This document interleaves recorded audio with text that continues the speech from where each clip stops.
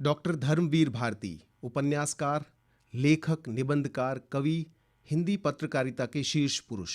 4 सितंबर doctor Bharti की पुण्यतिथि। गुनाहों का देवता, सूरज का 7वां घोड़ा, अंधा युग, जिसके अब तक न जाने कितने हजारों हजार मंचन हो चुके हैं, कई निबंधों के लेखक और हिंदी पत्रकारिता की अपनी जैसी शैली की एक पूरी पीढ़ी तैयार करने वाले उन डॉक्टर धर्मवीर भारती की पुण्यतिथि पर उन्हें याद कर रही हैं जानी मानी साहित्यकार, लंबे समय तक बाल चित्र संस्था CFSI से जुड़ी और डॉक्टर धर्मवीर भारती की पत्नी डॉक्टर पुष्पा भारती।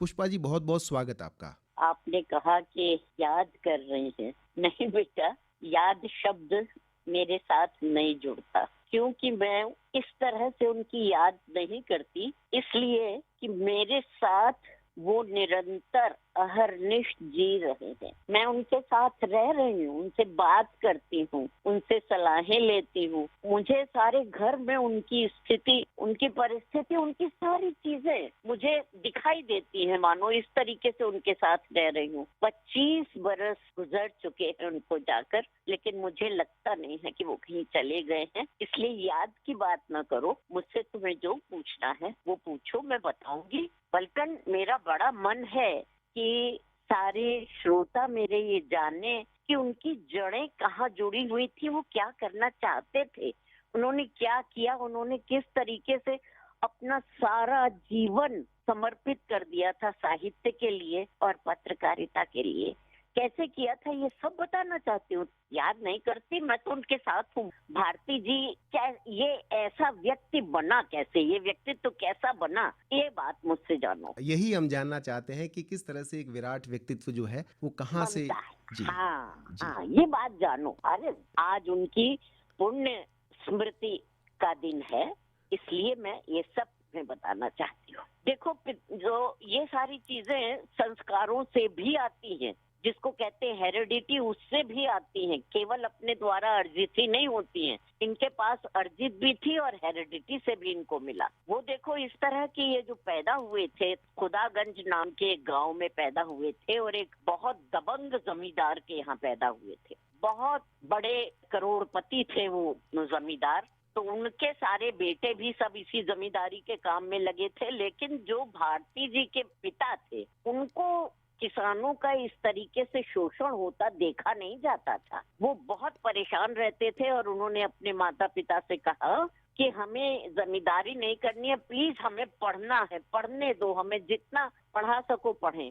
तो खुदागंज गांव में जितना स्कूल था, वहां तो केवल 8वीं कक्षा तक का स्कूल होता था। तो 8वीं कक्षा तक वो वहां पढ़े। उसके बाद जिद इतनी थी पढ़ने की उनकी कि उनके माता पिता ने उनको अपने एक रिश्तेदार के यहाँ इलाहाबाद भेज दिया था। वो वहां चले गए थे पढ़ने के लिए। अब भारती जी का जो बचपन बीता था वो बहुत अमीरी में बीता था। के कपड़े पहनना, एक कमरा देखते थे वो अक्सर बंद रहता था, चुपचाप जाके उसको देखा तो उसमें हर्बे हथियार भरे पड़े हुए थे।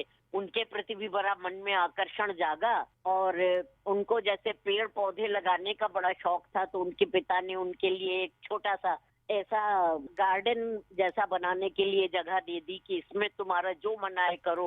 उनको जानवर पालने का शौक था, तो उनके लिए तरह तरह के जानवर घर में मंगाए गए। एक छोटी सी घोड़ा का बच्चा भी मंगा दिया गया था। इस तरीके का उनका बचपन बीता था। और एक वहां पर उनको खाना खिलाने के लिए एक अलग व्यक्ति थी जो खाना खिलाती थी, और वो इन्हें खाना वाना खाना अच्छा नहीं लगता था, खाने में ज्यादा रुचि नहीं थी। तो वो क्या करते थे, इनको कहानी सुनाती जाती थी और कहानियां सुन सुन करके ये खाना खाते थे। जहाँ कहानी में और वो क्या करती थी कि खाना पूरा नहीं हुआ तो कहानी में कोई ट्विस्ट ला देती थी, और खाना जहाँ पूरा हुआ कि इनका खाना बंद हो जाता था। तो इस तरीके से तो वो खाना खाते थे। तो कहते हैं कि कहानी का तो बीज उनके यहाँ तभी से जी पड़ गया था, इस तरह पड़ा था। ऐसे वातावरण में रहा हुआ व्यक्ति फिर अंत में इनकी माता तो इस वाले अपने इनके पिता से बहुत नाराज रहती थी कि इतने ऐशो आराम की जिंदगी छोड़ करके अब उन्हें इलाहाबाद जाना है। लेकिन खैर वो तो पति के साथ आना ही होता है, तो आ गए वो लोग। और भारती जी का वहां पर 8वीं कक्षा के बाद एक DAV स्कूल में नाम लिखा दिया गया था, वो पढ़ने के लिए जाते। तो उन्होंने अपना वहां से सरनेम बदल दिया था। उन्होंने कहा कि धर्मवीर श्रीवास्तव थे या सक्सेना समथिंग कोई कायस्थ थे, वो सरनेम लगता था। तो 8वीं कक्षा में इन्होंने कहा नहीं, मेरा सरनेम बदलवा दीजिए और मैं भारतीय लिखूंगा, कोई सरनेम नहीं है, भारतीय। तो इनका नाम था धर्मवीर भारतीय। फिर धीरे धीरे करके या निकल गया, केवल भारती रह गया। तो इस तरह ये धर्मवीर भारती बड़े होने लगे। यहाँ इनकी माँ बहुत कट्टर आर्य समाजी थी। आर्य समाजी थी तो उनको आर्य समाज में मन लगता था, आर्य समाज का प्रचार करती थी। आर्य समाज का के स्कूल, उन्होंने एक स्कूल की भी स्थापना की थी। आज भी इलाहाबाद में कन्या आर्य समाज कन्या विद्यालय वो उन्होंने खुलवाया था। तो लेकिन जो पिता थे उनके, वो कट्टर इस तरीके से आर्य समाजी वगैरह नहीं थे। माँ तो जिद करती थी कि सत्यार्थ प्रकाश पढ़ो, वो कहते थे नहीं, केवल यही आर्य समाजी चीजें नहीं पढ़ना है, तुम आर्य समाजी चीजें भी पढ़ो। लेकिन वो तरह तरह की इनको किताबें ला कर देते थे। यानी जैसे एक जमाने में देखो चांद पत्रिका का फांसी अंक बड़ा मशहूर हुआ था, प्रतिबंधित हो गया था। जी हाँ। है हाँ, उसको रोक भी लगा दी गई थी, लेकिन वो उनको ला करके दिया, बेटा इसको पढ़ो। और उनकी सबकी कथाएं, गांधी जी की आत्मकथा दी, भारत में अंग्रेजी राज दी, इस तरीके की किताबें ला करके देते थे, पत्रिकाएं ला के देते थे, खूब पढ़ो। और देश प्रेम बड़ा जगाते थे इनके मन में। तो लेकिन अफसोस की बात यह है कि इनकी माँ को, क्योंकि दमा की बहुत बीमार रहती थी वो, तो उनके इलाज में बड़ा खर्चा हो गया। और पिता उतना पैसा तो नहीं कमा पाते थे जैसा जमींदारों क्या होता है, लेकिन उनकी तनख्वाह में उतना पैसा तो नहीं होता था, ओवरसियर थे वो। तो माँ के इलाज में बहुत धन खर्च हो गया और बड़ी गरीबी आ गई। और बस दुख में और इसमें गरीबी से अपने बच्चे की भविष्य की चिंता में पता नहीं क्या हुआ कि उनको निमोनिया हो गया बहुत तेज। और वो भारती जी की छोटी सी 13 बरस के रहे होंगे, उनकी मृत्यु हो गई पिता की। और पिता की मृत्यु के बाद जो गरीबी आई है जीवन में, वो बहुत ज्यादा बोझिल थी। माँ चूंकि आर्य समाजी थी तो गुरुकुल शासनी के विद्यालय में उनको नौकरी मिल गई थी अध्यापन की। वो अपनी छोटी बेटी को लेकर वहां चली गई और एक अपने दूर के रिश्ते के भाई अभय कृष्ण जौहरी रहते थे, उनके पास कहा कि हमारे पास केवल एक, ओवरसियर साहब ने 2 घर बनवाए थे, तो एक किराए पर चढ़ाया हुआ था, एक घर था, तो ये वाला घर आप ले लो और मेरे बच्चे को आप अपने पास रख लो, खाना पीना पढ़ना लिखना उसका संभाल लो।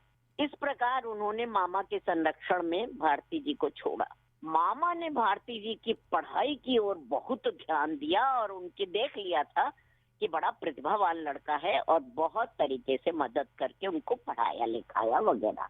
अब बेटा मैं थोड़ा कट शॉर्ट करती हूँ, क्योंकि फिर ये पढ़ लिख करके, और साथ में इनको ये भी बुरा लगता था कि मामा से बहुत ज्यादा खर्च उनका नहीं करवाना चाहते थे। इन्होंने ट्यूशनें शुरू कर दी, खुद पढ़ते थे और छोटे बच्चों की ट्यूशन्स लेते थे। ट्यूशन लेने लगे, धीरे धीरे उन्होंने थोड़े से देखा कि अखबारों में जैसे अभ्युदय नाम का एक पद्मकांत मालवीय निकालते थे, अभ्युदय नाम का अखबार निकलता था, उसमें वो काम करने लग गए।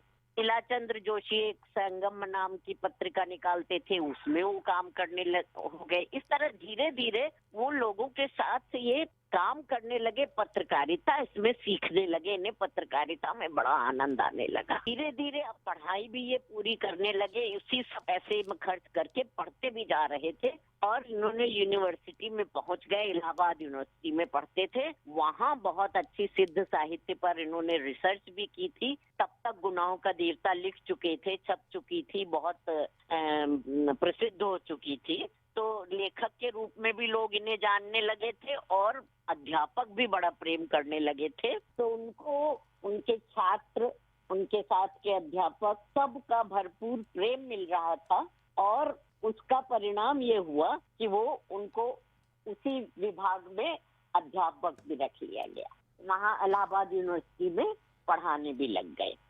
जब पढ़ाने लग गए, उनको पढ़ाने में भी बहुत सुख मिलता था, बड़ा अच्छा लगता था कि विद्यार्थियों ने उनसे ये प्रार्थना की थी कि आप हमको पूरा पढ़ाइए, पूरे ध्यान से हम पढ़ेंगे, लेकिन बाद के कुछ कुल 10-15 मिनट हमें बातें बताया करिए, आप बहुत अच्छी बातें बताते हैं। तो विद्यार्थियों की जिद पर वो ये भी किया करते थे। खैर, वो उनका समय बहुत अच्छा गुजरा। इतने में ही इनके पास रमा जी और शांति प्रसाद जैन दोनों ने भारतीय ज्ञानपीठ की स्थापना की थी और धर्मयुग निकला करता था वहां से। तो जब धर्मयुग को पहले सत्यकाम विद्यालंकार देखा करते थे और इन लोगों की बड़ी इच्छा थी कि धर्मयुग कुछ नए तरीके से निकले, तो उन्होंने इनके पास ये संदेश भेजा कि अगर आप धर्मयुग के संपादक बनकर के बंबई आना चाहें तो आपका हम स्वागत करेंगे, हमारी बड़ी इच्छा है कि आप धर्मयुग संभाल लें। तो चूंकि पत्रकारिता का थोड़ा अनुभव भी हो चुका था और ये भी लगे थे कि पत्रकारिता के माध्यम से देश की सेवा अधिक हो सकती है बजाय कि एक विभाग में केवल अध्यापन करके। तो उनका मन तो ललचाया, लेकिन ये लगा कि बम्बई पता नहीं वहां मेरा मन लगेगा या नहीं लगेगा, और इतना अच्छा अपना अध्यापन का काम छोड़ करके जाने की इच्छा भी न हो। लेकिन साथ के लोगों ने सबने इन्हें प्रेरित किया कि देखो अच्छा अवसर है, तुम्हें जाना चाहिए, तुम जरूर जाओ। मगर सोचते रहे, बात को ये कहा कि देखिए मैं आपसे विश्वास नहीं दिलाता कि मैं रहूंगा, एक बरस की छुट्टी लेकर के मैं आता हूँ, मेरा मन वहां लगा तब मैं रहूंगा और आगे काम करूंगा। तो ये छुट्टी लेकर वहां से गए थे और जाकर के अपना काम शुरू किया। जब काम शुरू किया तो इनको लगा कि हाँ, यहाँ करना ज्यादा अच्छा होगा देश के लिए। बस फिर तो ये चले आए और अपना जिस तरीके से मन लगा करके इन्होंने काम किया है, धर्मयुग को कहते हैं पत्रकारों की पाठशाला है। तो ये स्थिति हो गई थी धर्मयुग की। बाकी हाँ, ये सच है कि धर्मयुग में काम करने के कारण उनका लेखन जरूर मार खा गया था। जिस आदमी ने अंधा युग लिखा था, जिस आदमी ने कनुप्रिया लिखी थी, जिसने गुनाहों का देवता सूरज का 7वां घोड़ा लिखा था, जिसने देशांतर में 21 देशों की कविताओं के जो अनुवाद किए थे, वो लगते ही नहीं है कि वो अनुवाद थे, वो बिल्कुल ओरिजिनल मौलिक कविताएं लगती हैं। जिसने क्या नहीं किया था उसको लिखने में। लेकिन फिर भी एक दिन की आपको बात बताती हूँ कि मैंने देखा कि सुबह अखबार, हमारा घर पे टेरेस फ्लैट में हम रहते थे, टेरेस पर बैठकर ये अखबार पढ़ते थे। मैं चाय देने गई तो मैंने देखा ये तो रो रहे हैं। तो मैंने कहा हुआ क्या आपको? और बहुत ज्यादा परेशान थे, बहुत ज्यादा परेशान थे। फिर बात के बताया भी नहीं कि क्या कर रहे हैं। और बात को जब मैंने देखा कि ये ठीक हो गए हैं, स्वस्थ हो गए हैं, तो देखा कि इन्होंने मुनादी कविता लिखी थी। वो लिख करके इनको चैन पड़ा था और ये अखबार में वो खबर पढ़ करके और ये रोने लगे थे। तो ये तो इनका इस तरीके का तो मन था। तब भी उन्होंने ऐसा नहीं है कि नहीं लिखा। बात को उनको देखिए, हार्ट अटैक पड़ गया था। हार्ट अटैक के बाद उन्हें धर्मयुग भी छोड़ना पड़ा था और बहुत ज्यादा मतलब बीमार रहने लगे थे। तब भी लिख नहीं पाते थे, कमजोर हो गए थे। कभी कभी मुझे डिक्टेशन देते थे, मैं लिखती थी, फिर इस तरीके से लेख पूरा होता था।